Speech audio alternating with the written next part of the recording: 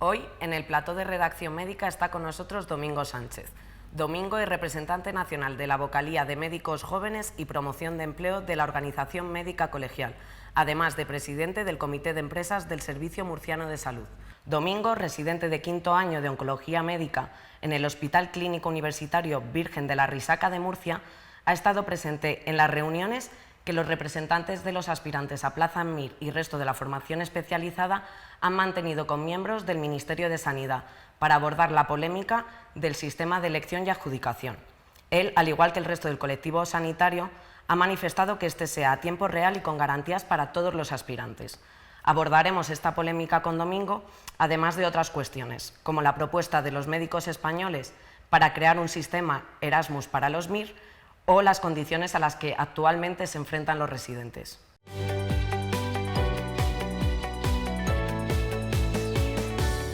Vamos a comenzar por la polémica que está habiendo con el sistema de elección y adjudicación de plazas. Están siendo semanas especialmente duras para los aspirantes y el colectivo médico. ¿Cómo han sido estas reuniones mantenidas con el Ministerio de Sanidad? Pues, si te siento la verdad que cansada. O sea, llega un momento que era un cansancio lo que estaba cuando estaban en esas reuniones. Se ha generado una polémica que yo muchas veces se lo he echado en cara un poco al Ministerio, una polémica que no estaba ahí, que no era necesaria crearla y sobre todo que no había lugar a generar el conflicto que se ha generado.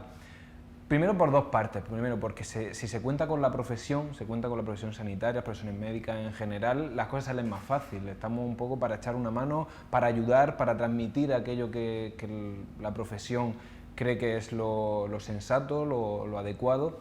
Y por otro lado, pues las formas, también el sacar decretos sin comentarlos, en ir un poco con esa dinámica de a golpe de entérate por BOE, creo que eso también dificulta mucho. O sea, al final creo que somos personas y necesitamos una buena comunicación, tanto a nivel institucional como personal. Y yo creo que ahí en esas cosas tenemos que aprender bastante y el Ministerio espero que esté aprendiendo de la situación y sobre todo no repita errores. ¿Y os sentís satisfechos con los avances que habéis conseguido? Yo siempre lo digo, la sensación con la que salí de las últimas reuniones, creo que al final han sido un total de 5, ¿vale? Hasta una de ellas que estuvimos con Carolina Darias, la ministra, la sensación es agridulce, ¿vale? Agridulce porque no se ha conseguido lo óptimo, que era una elección a tiempo real, que es lo sensato y a lo que estábamos acostumbrados, pero se ha entendido que la situación no se posibilitaba eso, ¿vale? Por las capacidades técnicas del Ministerio, por la bola que se ha generado y al final, bueno, pues la sensación es creemos que hemos mejorado la situación que es la que partíamos, que era elegir las 8.000 plazas en una sentada y de golpe la adjudicación de todo ello, a la mejor de las situaciones que es con esta de 400 turnos. Aún así, yo creo que tenemos que trabajar porque realmente la elección sea a tiempo real y nos queda un largo camino para ello. Y como siempre he dicho, el Ministerio, contad con nosotros para poder hacerlo y sobre todo no empecéis jaleos como el que habéis montado sin venir a cuento y sobre todo yo lo que más me ha chocado, porque ahora eso ha pasado ya una semana, muchos compañeros me mandaban WhatsApp de felicitación, de agradecimiento, no de tanto de felicitación, no hay por qué felicitarse, sino de agradecimiento por haber mejorado un poco la situación, pero aún así te quedas con la sensación de decir, es que todavía es mejorable y todavía hay gente que está intranquila, que quizás no es el mejor modelo y hacia ahí es donde tenemos que ir, hacia esa mejor situación. Claro, y porque bueno, al final esto va a derivar en muchas consecuencias. ¿Cuáles son los mayores temores que tenéis respecto a este sistema? Pues, hombre, los mayores temores, primero, no creo que sea un concepto de electrónico, telemático, no, nuestra generación no pone problema a ese nivel. Pero sí, por ejemplo, un sistema que era muy transparente, que era muy directo, que tú conocías la plaza que tenías a disposición y que la seleccionabas, pues realmente en un sistema de listas emitido anteriormente, pues no, por mucho que sean de 400, tú tienes esa incertidumbre de a qué número de orden te han dado con qué preferencia y cómo al final hace un match. Tenemos que confiar en la sensatez y en la legalidad del Ministerio, pero no entendemos por qué cambian el sistema. Entonces ese es el cambio de paradigma que hemos hablado y que le hemos hecho ver al Ministerio que no responde a nada, que realmente aquí han querido cambiar ese modelo sin si no responde a nada y sobre todo confundiendo los términos de telemático con diferido, con listas. Han hecho un berenjena ahí que yo creo que ellos finalmente las reuniones fueron conscientes, porque también creo que ha sido una cosa agresiva y desagradable para ellos. Lo tengo que decir, al final creo que ellos no midieron bien la situación y también le ha pasado factura, pues eso, a nivel del estrés de las reuniones. La última reunión, que acabamos casi a las 9 de la noche y 12 horas de reunión, creo que no ha sido agradable para nadie y le ha costado un coste político que realmente se lo podían haber ahorrado, porque a nosotros no nos ha generado nada, todo lo contrario, nos ha generado problemas. Entonces, cuando una situación genera problemas para ambas partes, hay que reflexionar en cómo se han tomado las decisiones y cómo se ha llegado ahí. Y en ese sentido, bueno, pues creo que por lo menos algún aprendizaje seremos capaces de sacar. Bueno, y tú que has estado presente en las reuniones y demás, pero aparte, claro, tú sigues con tu residencia, quinto año. ¿Cómo puedes conciliar? Que le pregunten a mi jefe. O sea, mi jefe, la verdad que es complicado y siempre lo he dicho, es raro que los clínicos estemos, al final, bueno, ya lo decíamos, mi especialidad es oncología médica, sí.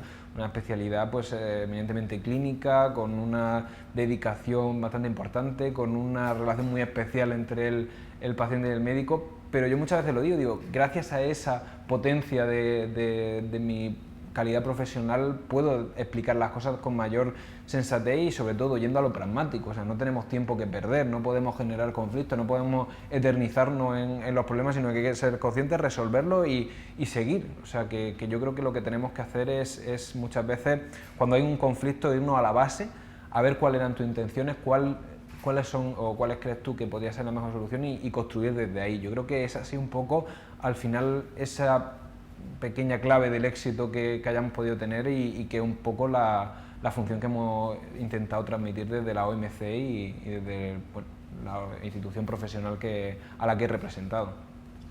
Vamos a hablar ahora, si te parece, del Erasmus Mir. Parece que hay bastante interés por parte de Europa. ¿En qué punto se encuentra esta iniciativa? Mira, pues el Erasmus Mir, yo recuerdo que uno de los máximos defensores del mismo es mi presidente, el doctor Tomás Cobo, que es un clínico también como yo. Además, muchas veces nos lo decían cuando estábamos en plena vorágine del tema de mí. Dice, si es que te parece muchísimo a Tomás. Digo, pues es un profesional que está trabajando, que sigue trabajando y aparte, bueno, pues tiene una representación profesional y ahí está, pues defendiendo también con esa sensatez y esa pragmaticidad que también caracteriza mucho a los anestesistas. Entonces, bueno, pues yo creo que tenemos a Tomás, que es un referente en Europa, que es vicepresidente de la Unión Europea de Médicos Especialistas y que cree que el Erasmus Mir puede aportar mucho, puede aportar no solo a nivel profesional de cada uno de los profesionales, sino a nivel del concepto de Europa y de profesional sanitario en Europa. Entonces yo creo que es una oportunidad en la que tenemos que trabajar y al final la capacidad la va a tener el Ministerio, porque es temas de planificación formativa y demás, pero creo que tenemos que ir de la mano, pues eso, de instituciones europeas en las que estamos. Hablamos de la Unión Europea de Médicos Especialistas, de la European Junior Doctor en el caso de los médicos jóvenes y ahí pues el potencial es increíble. O sea, el ser capaces de tener médicos formados bajo una visión y el prisma europeo creo que puede potenciar mucho a la sanidad española. Precisamente te quería preguntar qué papel están jugando los médicos españoles a nivel europeo. Pues mira, el otro día, hace no mucho, fue la asamblea de médicos jóvenes de la European Junior Doctor y realmente sacamos un comunicado que apoyaba a la resolución del problema del conflicto Mir, pero no solo eso, sino que también pudimos acceder a cierta representación europea. En el caso de, por ejemplo, en mi caso represento a la European Junior Doctor en ámbitos de oncología médica dentro de la UEMS y en el caso pues, de Tomás también juega un papel importante en el tema de la política europea. Entonces yo creo que estamos fuertes. Por ejemplo, a nivel también lo hablo en mi caso, de la Sociedad Europea de Oncología, hay un español, el doctor Tabenero, que es el presidente de la ESMO, que han tenido tenemos presencia y potencia a nivel europeo y yo creo que jugamos un rol importante. Otro tema de interés, hace poco a la petición de la OMC se ha tratado un tema en Europa, ha habido un debate con el tema del Real Decreto, sí, que permitía, sí. Eso es, de ayer, y estuvo el jurista trabajando en eso y la verdad que fue muy bueno esa situación y además refleja la potencia que tenemos en Europa, no solo como profesionales, sino también como profesión que defiende. Bueno, ahora vamos a adentrarnos a las condiciones de los residentes. He leído que la mitad de los MIR españoles no tienen garantizado librar tras guardias de 24 horas. ¿Cómo crees que debería perseguirse este problema? ¿Debería haber sanciones? Pues mira, eso ha sido uno de los caballos de batalla. Decía que pusieran también la parte de presidente del comité de empresa, porque bueno, también tengo esa parte de representación laboral, o sea, represento al final al personal laboral del Servicio Murciano de Salud y por eso he tenido también esa capacidad de tener contacto de la realidad es la que tú dices, o sea, está metido en el ADN del médico ese sobreesfuerzo, esa necesidad de concatenar turnos insufribles y que parece que el que más vocación tiene es el que más sufre o el que menos descansa. Es una cosa totalmente ilógica y que se ha visto que además luego tiene repercusiones en tu calidad de vida y no solo en eso, sino en cómo tratar a los pacientes. Entonces yo creo que es una cosa lo suficientemente seria como para que los responsables al final de la organización de los servicios de salud tengan en consideración y actúen de una manera pues yo creo que incluso más beligerante. Nosotros hemos demostrado en varios estudios que he liderado dentro de ese comité de empresa, de un grupo de trabajo en la región de Murcia, pues cómo eso es una realidad, como hay muchos servicios que no se les permite a esos residentes descansar después de jornadas maratonianas de 24, incluso más horas, porque después tienen que pasar la planta. Y eso es algo que creo que las nuevas generaciones de médicos estamos intentando cambiar. Has visto que hace poquito también hubieron una serie de huelgas en diferentes comunidades autónomas y precisamente uno de los principales elementos de defensa era, oye, necesitamos un descanso. Estamos formándonos, estamos haciendo una media 5 o 6 guardias en muchas ocasiones por mes, aparte de tu jornada laboral de 37 horas y media, con lo cual nos ponemos en 60 horas semanales en muchos casos. Yo creo que eso no es sensato el que sea una realidad y sobre todo cuando hay encima de todo legislación europea que va en contra de esa realidad. Entonces, ¿en qué sentido tiene? Y sobre todo, ¿qué sentido tiene que no seamos nosotros quien defendamos? Y yo siempre lo he dicho, no podemos hipotecar nuestro yo del futuro, nuestra sanidad del futuro en base a quemar a los médicos jóvenes de ahora. Creo que no es cuestión de formación, que no pierdes horas de formación por descansar e ir a tu trabajo con la mayor de las energías, pero bueno, eso es una cosa que también hay que cambiar de esas generaciones previas donde se hablaba precisamente eso, del médico interno residente, el médico que vivía en el hospital, que se formaba 24/7 y que bueno, pues gracias a Dios yo creo que las cosas evolucionan, que se intenta potenciar esa compatibilidad de la vida personal y laboral y que es importante también hacerlo. Pues precisamente por el tema de las guardias y demás, mucha gente, muchos residentes piden que tengan un convenio colectivo propio.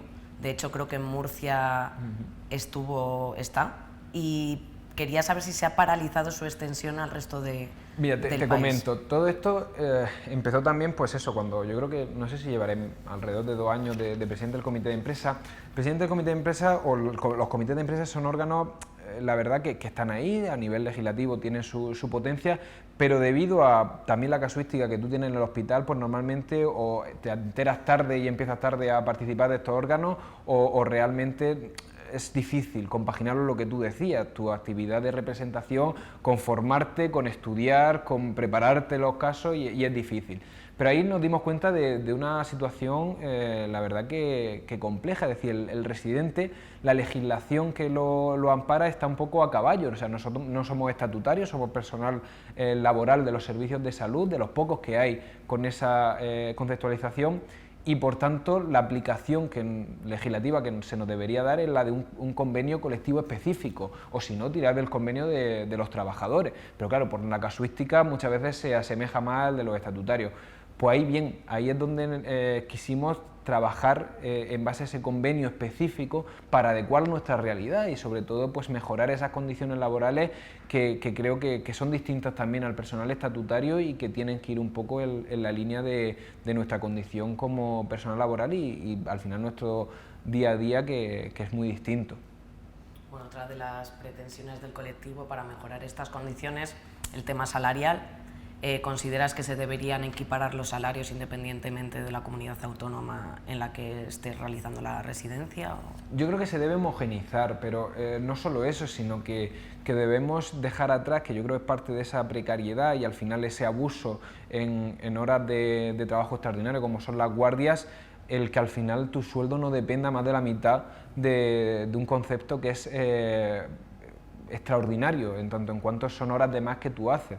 Mi sueldo base pues son los 1.000 euros de 1 a 1, que con las deducciones y demás, al final se te quedan unos 900 euros. Más aparte un complemento de formación que varía entre 50 o 400 euros dependiendo del año de residencia.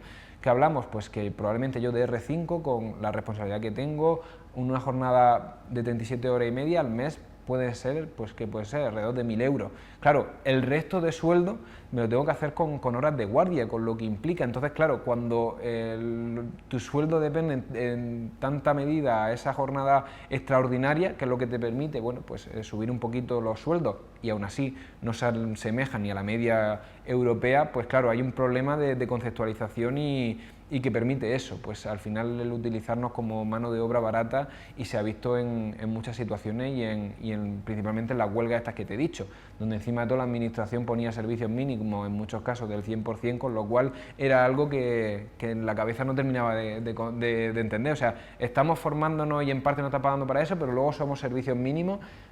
Aquí hay algo que no terminamos de entender. ¿Y cuál consideras que debería ser ese sueldo mínimo medio de un MIR? Pues realmente yo creo que lo que hay que adaptarlo es a realmente qué importancia le da un país a sus médicos y a sus profesionales sanitarios. Por ejemplo, mi novia, que es ingeniera de montes, tenemos muchas veces esta discusión de decir, oye, mira, pues es que el sueldo de un ingeniero de montes también es bajo, y probablemente de muchas profesiones en España están mal reconocidas y mal pagadas, pero realmente un médico yo creo que no debería ser mileurista y, por ejemplo, lo que pasa aquí en Madrid, muchas veces para ser un médico residente tienes que compartir piso, no se termina de entender. O sea, no hablo de los sueldos que a lo mejor puede tener un compañero residente en Alemania, que hablamos de la media de 4.000 euros al mes, que bueno, pues también hay que entender la calidad de vida, lo que cuesta la vida allí en Alemania, pero sí creo que por lo menos lo que estamos cobrando ahora con la guardia debería ser nuestro sueldo base, y luego ya pues la guardia adaptarlo, y al final, quieras que no, es jornada extraordinaria que tú estás haciendo. Y probablemente no tendríamos que irnos a la media de 4, 5 o 6 guardias mensuales, que nos parece una barbaridad. Pero incluso esto pasa con los adjuntos. Yo creo que los adjuntos también muchas veces, yo cuando pregunto, digo, ¿pero por qué sigue haciendo guardias? Y pues, oye, pues porque la mitad de nuestro sueldo depende de ello.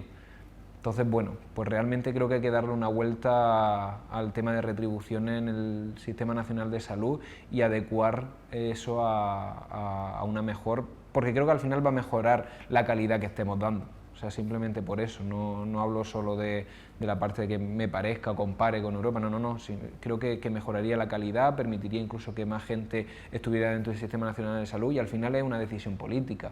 Al final es ser capaces de encontrarte a una ministra y decirle, oye, ¿qué le das tú más importancia? O a un presidente del gobierno, a tus profesionales sanitarios, a tus diputados autonómicos o a otros cientos de puestos que dependen de ti, pero, ¿sabes? ¿Qué pasa? Luego tenemos los casos totalmente opuestos. Canadá es el país que valora sobremanera a sus médicos, en el sentido de los sueldos pues son unas 10-15 veces los de aquí en España. Oye, ¿eso qué es? ¿Eso qué está pasando? Pues realmente que en Canadá se valora mucho la figura de un médico y se le da su valor en base también, bueno, a un sistema capitalista que estamos, que es el salario. Yo los aplausos me encantan, puede en un momento darte confianza, pero realmente no puedo vivir en base a eso, y eso es una realidad que muchas veces también cuando se plasma, y de una manera hay que también ser capaces de exponerlo y ponerlo sobre la mesa, ¿sabes? De que al final en este mundo capitalista en el que estamos, a un médico también se le debe valorar parte por su retribución y su salario, sin que eso le quite vocación. Bueno, y así un último bloque un poco más personal. ¿Cómo crees que debería ser la relación entre un residente y el tutor? Es un tema puntiagudo porque no por nada, o sea, yo creo que realmente los tutores hacen una labor increíble para el poco reconocimiento que tienen y yo les animo a que sean el doble de beligerantes que nosotros. No sé si en una próxima etapa de mi vida me verá ahí defendiendo a los tutores, intentando poner un poco de sensatez en el mundo de los tutores, pero claro, la relación realmente, yo siempre lo he dicho, yo creo que ellos son generadores de potenciales profesionales a unos niveles superlativos. O sea, yo tengo siempre la máxima de lo que venga detrás de mí que sea mejor que yo, ¿vale? Que todo lo que yo pueda aportar porque las generaciones futuras sean mejores que yo, tengo que darlo y tengo que darle todas esas herramientas. Y ahí es un poco como yo vería mi tutor ideal, ¿no? Esa persona que entiende y te ve como un potencial y que te da todas las herramientas que tú puedes para llegar a ser el mejor profesional, en mi caso el mejor oncólogo, independientemente de que luego, también te digo, pueda ser gente que tire para un lado, en mi caso, pues bueno, te puede interesar más la investigación en el caso de oncología, o más la clínica, o una vertiente mucho más paliativa, pero aún así, o sea, el ser capaz de ver ese potencial y darle todas las herramientas para que sea un mejor profesional, bueno, pues para mí creo que es clave y tienen en sus manos el futuro. ¿Y qué tipo de mejoras se pueden proponer para incentivar esa buena relación actualmente?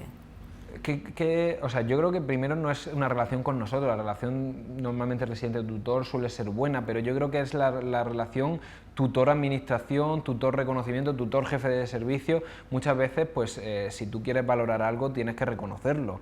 No hablo ya solo de un aspecto retributivo, que también, que vamos a lo de antes, pero un aspecto de tener tiempo, de que al final el residente no sea una más de tu lista de tareas que tienes que hacer y de ponerle un checklist cuando, bueno, pues le hace hacer una sesión clínica. No, eso es insensato y yo creo que no vas al origen y a la base de lo que es potenciar a una persona, a un profesional.